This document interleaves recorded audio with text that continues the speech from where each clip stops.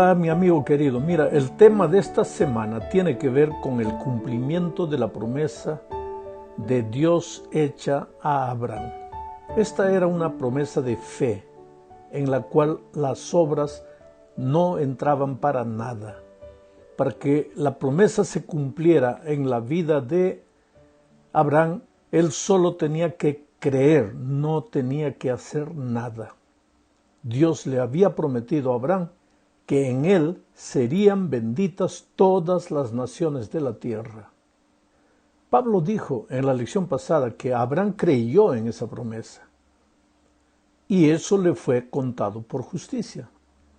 Esta promesa de que en Abraham serían benditas todas las naciones de la tierra le fue hecha a Abraham 2000 años antes de la llegada del Mesías y varios siglos antes de la promulgación de los 10 mandamientos en el monte Sinaí, por lo menos 430 años.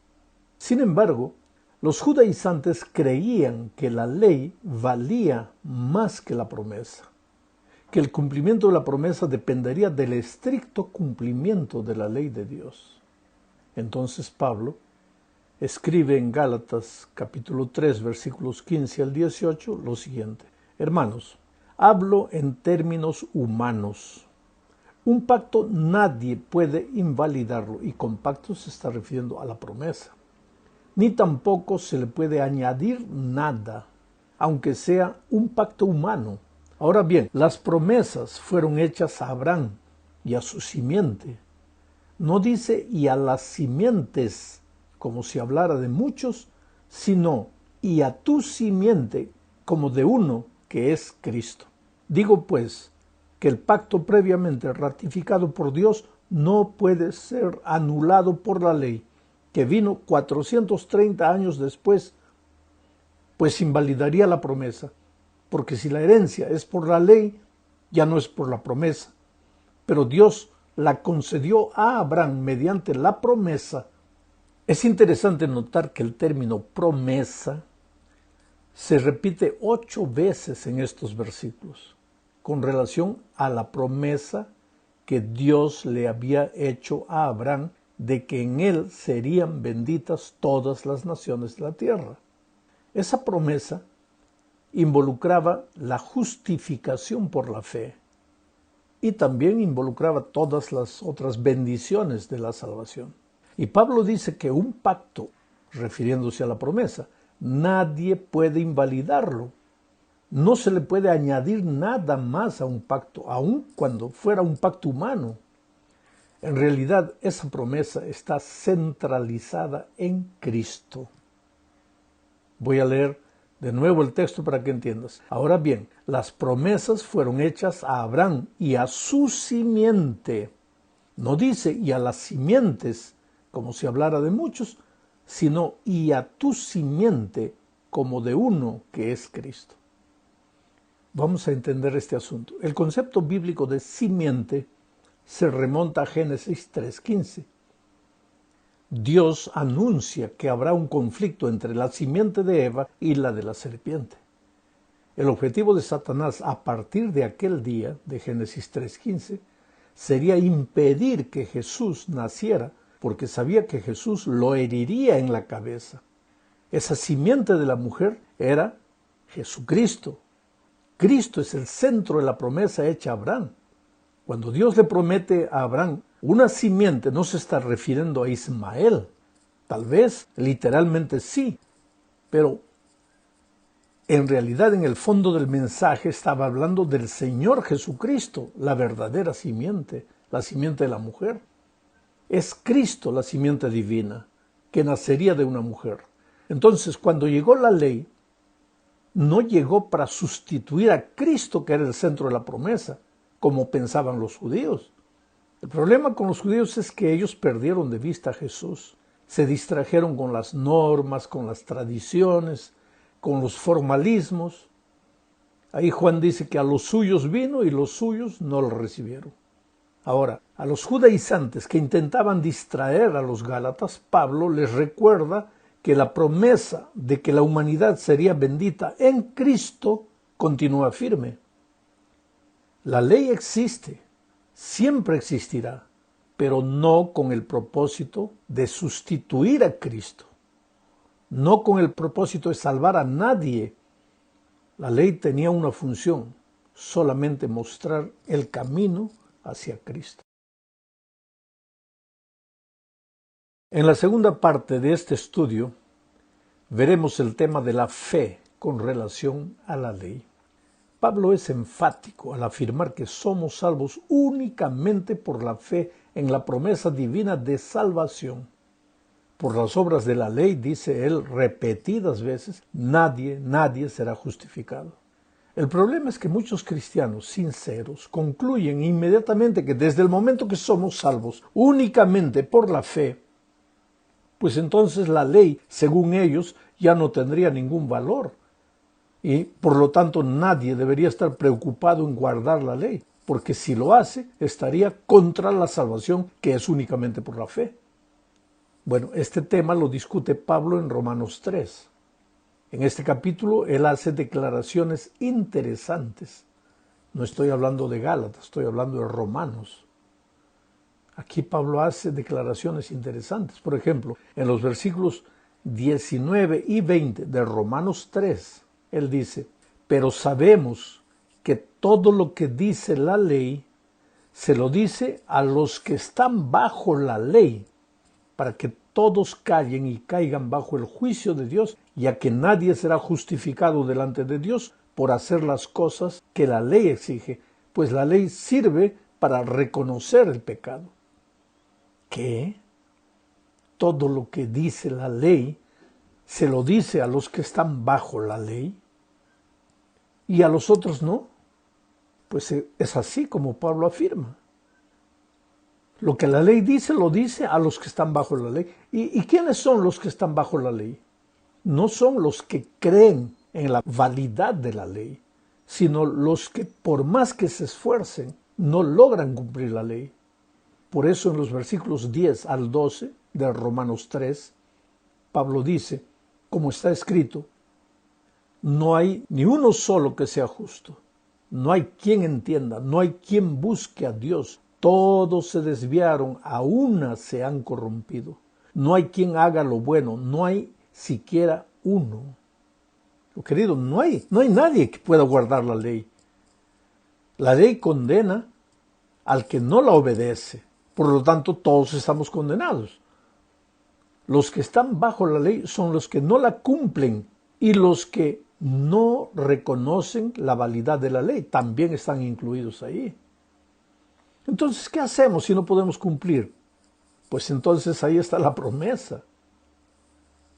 A los que están condenados por la ley les dice todo lo que está escrito, para ver si de tanto hablar, pues de tanto repetir, pues ellos entienden que están en transgresión y que necesitan de ayuda. Por eso Pablo declara que nadie será justificado delante de Dios por hacer las cosas que la ley exige, pues la ley sirve para reconocer el pecado. Ahora, queridos, será difícil entender cuál es el propósito de la ley. El propósito de la ley es solamente mostrar el pecado, no es salvar a nadie. Pero el apóstol concluye diciendo en el versículo 31 de Romanos 3, entonces, ¿por la fe invalidamos la ley? De ninguna manera, dice él. Más bien, confirmamos la ley. Quiere decir que el hecho de que creemos que seremos salvos en Cristo solamente por la fe no invalida la ley. Ahora, cuidado, no es guardando la ley que tú ganas un punto para tu salvación.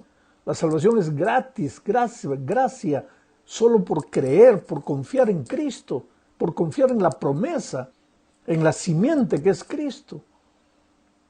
Pero la ley está ahí, continúa valiendo. No puedes echarla a la basura. No puedes decir que porque Cristo vino ya la ley no sirve. Vamos a la tercera parte de este estudio.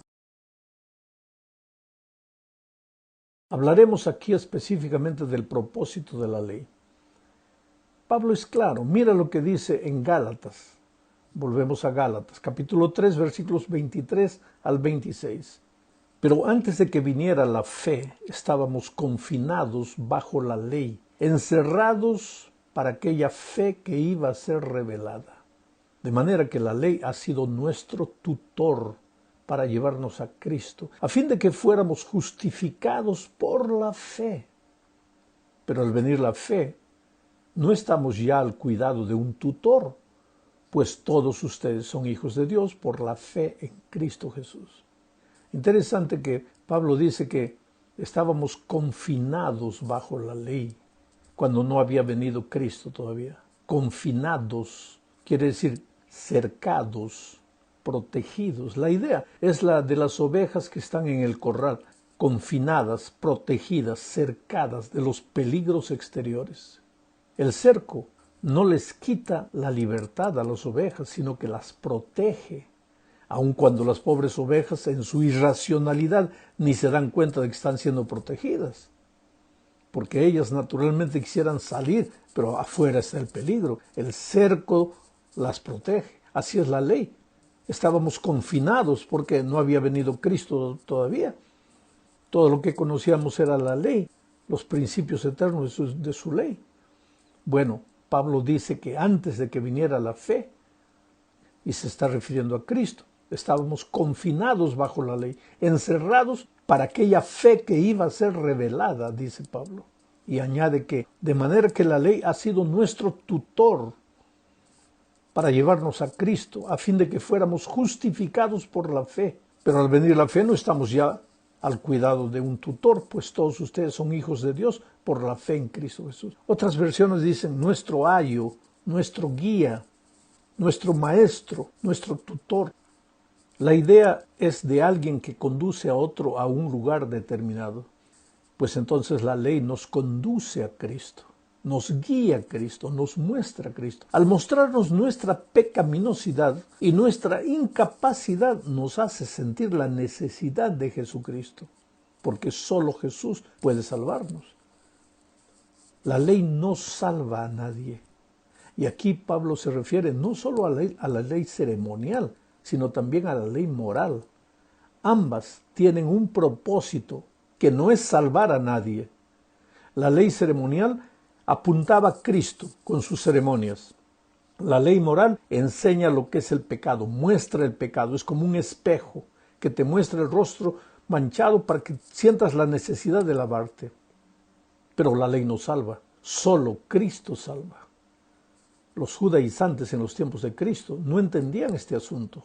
Y no solo no entendían, sino que deseaban contaminar con su legalismo a los nuevos conversos. Y así ha sido a lo largo de toda la historia. Gente que no entiende plenamente el concepto de lo que significa justificación por la fe, vive desesperada para imponer sus propios conceptos a todo el mundo. En la cuarta parte de este estudio hablaremos de la eternidad de la ley de Dios. Mira, si como Juan dice el pecado es la transgresión de la ley, entonces Adán y Eva no habrían pecado porque en sus tiempos no existían las tablas de los 10 mandamientos y sin embargo pecaron. ¿Y cómo pecaron? Otra pregunta, ¿existió el pecado antes del Sinaí? Porque solo en el Sinaí fue dada la ley. ¿Qué hacemos? Evidentemente sí. Hubo pecado antes del Sinaí, aunque no había una ley escrita. ¿Sabes por qué? Porque aunque la ley escrita fue dada en el Sinaí, la ley es eterna. Salmo 119, versículos 151 y 152 dicen: Pero tú, Señor, sí estás muy cerca, y todos tus mandamientos son verdad. Hace tiempo llegué a conocer tus mandatos, los cuales estableciste para la eternidad. Querido, nadie puede discutir la eternidad de las enseñanzas divinas, de los principios divinos. Lucifer no habría pecado si no hubieran existido aquellos principios eternos de la ley de Dios. Ahora, ¿qué forma tenía la ley de Dios en la eternidad? En los tiempos de los patriarcas, en el cielo, en el tiempo de Adán y Eva, yo no sé, no lo sabemos, pero sabemos que esa ley fue escrita en tablas de piedra en el Sinaí. Ahora Pablo dice, refiriéndose a esa ley, entonces, ¿para qué sirve la ley? Pues fue añadida por causa de las transgresiones. hasta que viniera la simiente a quien fue hecha la promesa. Fue añadida, pero no añadida como si la promesa en Cristo fuera incompleta. Cristo basta, es suficiente para salvar al hombre. Entonces, ¿por qué la ley fue añadida? Es porque el ser humano necesitaba entender su pecaminosidad. Y el pueblo de Dios se había apartado tanto de él que se había olvidado de sus principios. Dios les reveló en el Sinaí y les habló en lenguas de fuego, con trueno, en medio del miedo, del temor, porque ese pueblo había sido un pueblo esclavo durante 4 siglos. Solo entendía el lenguaje del grito, del terror, del miedo. Él no entendía, se había olvidado. Entonces Dios se presentó en el Sinaí y les habló en lenguas de fuego para que entendieran. La ley no fue añadida porque le faltaba algo al pacto que tenía como centro a Cristo. Le fue añadida porque el ser humano necesitaba entender su pecaminosidad para sentir la necesidad de confiar en Cristo. Bueno, la expresión que preocupa a mucha gente es que en este texto dice así, voy a volver a leer.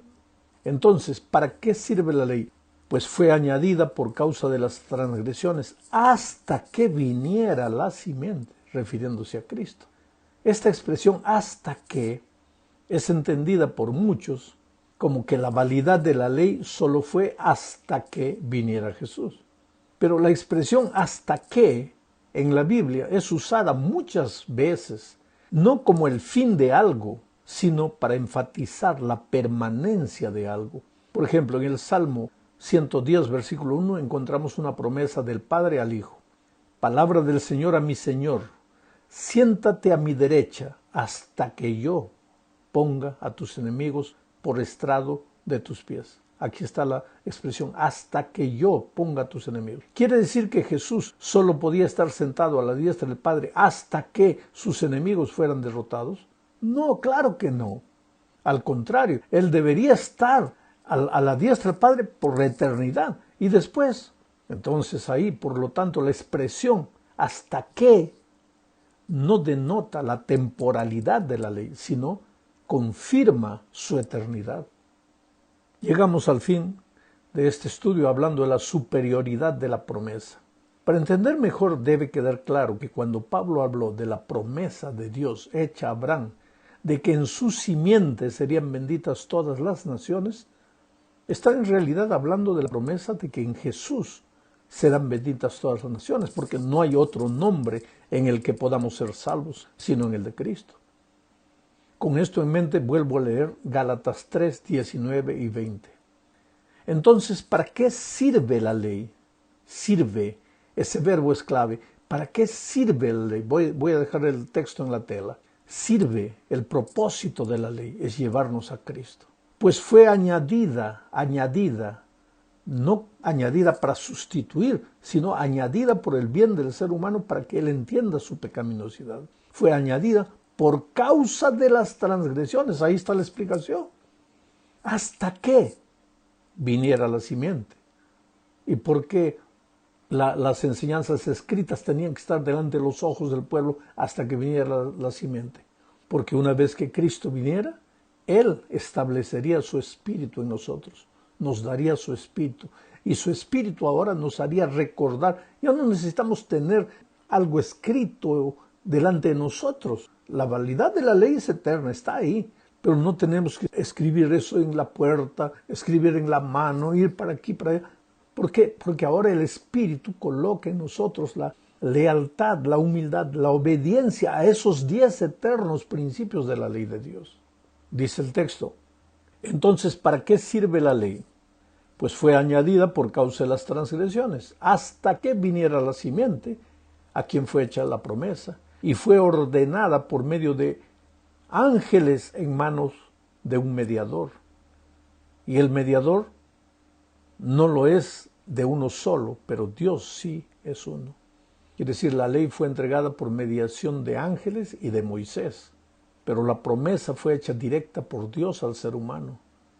El único mediador que tenemos ahora es Cristo. En Él confiamos.